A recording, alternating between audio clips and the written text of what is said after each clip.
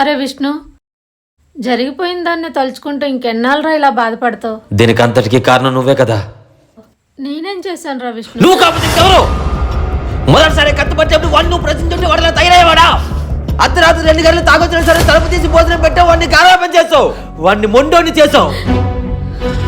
ఇంట్లో నుంచి దూరంగా పారిపోయినప్పుడు కూడా నా మీద జాలి కలగలేదా?